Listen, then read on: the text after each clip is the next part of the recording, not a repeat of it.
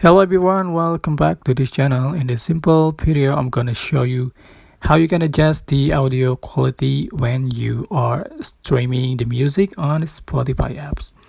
Okay, open the Spotify apps and go to home and select your profile and the top left corner and then select settings and privacy. So you can find the audio quality, just click on it.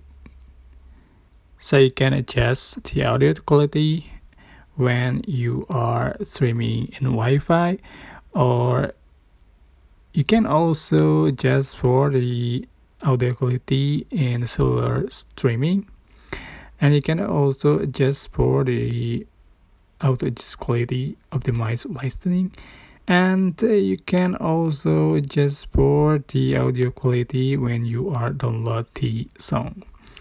Okay, that's it. I hope this tutorial is helpful for you guys. Don't forget to like, comment, share, and also subscribe. Thank you so much for watching.